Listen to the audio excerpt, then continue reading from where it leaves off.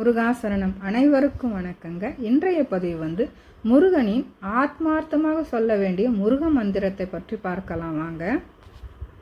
முருகனுடைய மனதில் இடம் பிடிக்க வேண்டும், அவனுடைய பாதத்தில் ஒரு சிறு இடம் கிடைக்காதா, கிடைக்க வேண்டும் என்ற ஏங்கக்கூடிய உள்ளங்கள் எத்தனையோ பேர் இருக்கிறார்கள். எல்லாராலும் முருகனை ஆத்மார்த்தமாக உணர முடியுமா என்று கேட்டால் நிச்சயம் கிடையாதுங்க.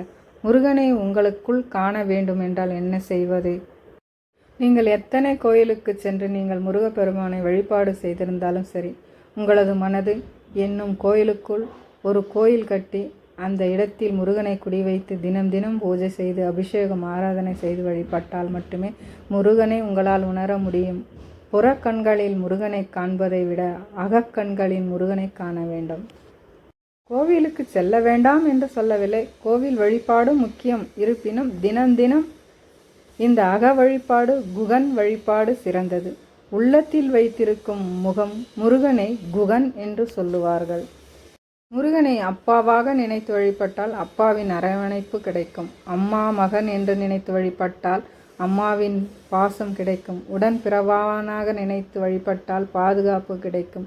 தோழனாக நினைத்தால் சந்தோஷம் கிடைக்கும். இப்படி முருகனை உங்களுக்கு எந்த விதத்தில் வழிபாடு செய்ய முடியுமோ அந்த விதத்தில் முருகனை நெருங்க பாருங்கள். நிச்சயமாக முருகனை உணரும் பாக்கியம் கிடைக்கும். முருகனிடம் நாம் சரணடைய வேண்டும், அந்த உணர்வை நாம் அடைய வேண்டும் என்றால் எந்த மந்திர வார்த்தைகளை சொல்லி முருகனை வழிபாடு செய்வது? ஆன்மீகம் சார்ந்த ஒரு சில தகவல்கள் இந்த பதிவில் உங்களுக்காக.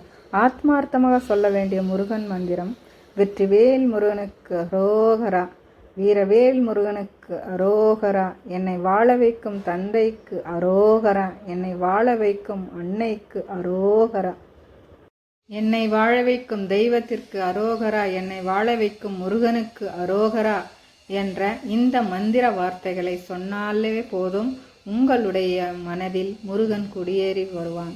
அவனுடைய பாதத்தில் உங்களுக்கு இடம் கிடைக்கும். ஆமாங்க, அரோகரா அரோகரா என்ற வார்த்தையை சத்தத்தோடு எவன் ஒருவன் முருகனை நினைத்து உள்ள முருக சொல்கிறானோ அவனுடைய உள்ளத்தில் முருகன் நிரந்தரமாக குடியேறுவான் என்பதில் வழிபாட்டிற்கு பின்னால் இருக்கும் நம்பிக்கைங்க.